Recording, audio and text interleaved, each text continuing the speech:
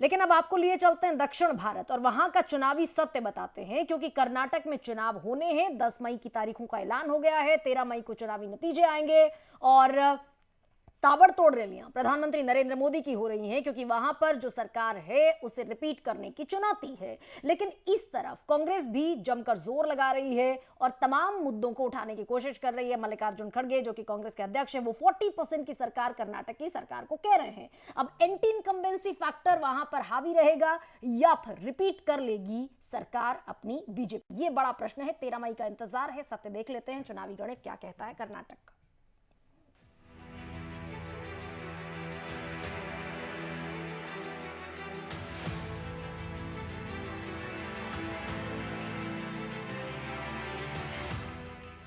कर्नाटक की लड़ाई आरक्षण पर आई।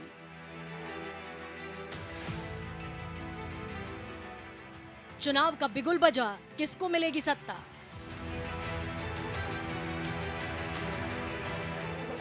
कांग्रेस का दबदबा या मोदी मैजिक चलेगा?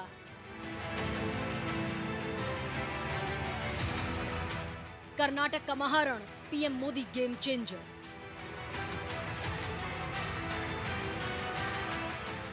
कर्नाटक को जिसका इंतजार था वो घड़ी अब आ गई। कर्नाटक विधानसभा के लिए रणभेरी बज चुकी है।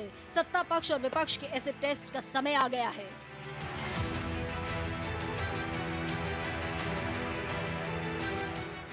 कर्नाटक विधानसभा की कुल 224 सीटों पर 10 मई को चुनाव होंगे और 13 मई को यह साफ हो जाएगा कि बीजेपी सत्ता में वापस लौटेगी या कांग्रेस को एंटी इनकम्बेंसी का फायदा मिलेगा। कर्नाटक में सियासी कोहराम जारी है। नया विवाद कर्नाटक कांग्रेस अध्यक्ष डीके शिवकुमार से जुड़ा है। मांड्या रैली के दौरान जब शिवकुमार ने लोगों पर 500 रुपए के नोट उड़ाए तो बीजेपी ने इस मुद्दे को कैश कर दिया। इसको कर्नाटक की जनता का अपमान बताया।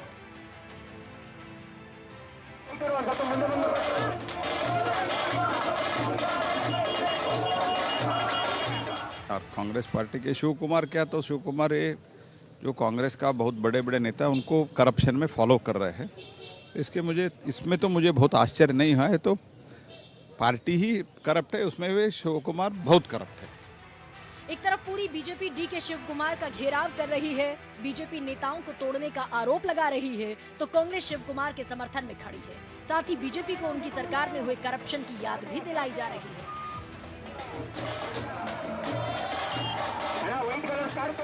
हर जगह जाकर हमारे लोग पहुंचे हैं और बूथ वाइज भी हमारे लोग काम किए हैं, तो हमारे जीतने की संभावना पूरी है। इसीलिए तो मोदी जी अपने पूरे कैबिनेट के कलीग को वहां पर लगाया है। वह भ्रष्टाचारी कांग्रेस के सरकार के लोग हमारे ऊपर आरोप लगाते हैं, जबकि कांग्रेस की जब सरकार थी दलदल में बिल्कुल फंसी थी, भ्रष्टाचार के दलदल में।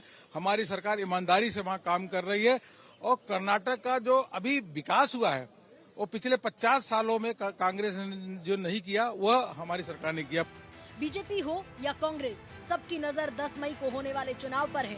पीएम मोदी ताबड़तोड़ रैलियां करने वाले हैं और योगी आदित्यनाथ को भी चुनावी सभा में उतारने की तैयारी है। ऐसे में कर्नाटक का ये रण बहुत भीषण होने वाला है। अब देखना ये है कि बीजेपी कर्नाटक में फिर केसरिया लहरा पाएगी या कांग्रेस का सरकार बनाने का सपना पूरा होगा। Bureau report, Bharat express.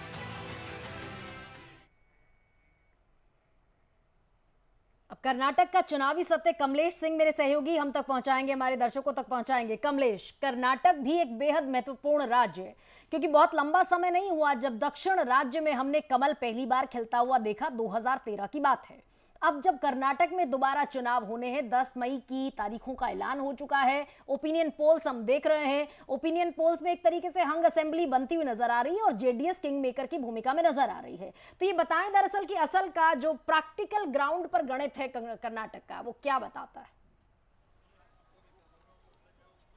देखिए, थोड़ा सा मैं आपको 2019 के लोकसभा विधानसभा चुनाव की ओर ले जाऊँ, 2018 के विधानसभा चुनाव की ओर ले जाना चाहूंगा।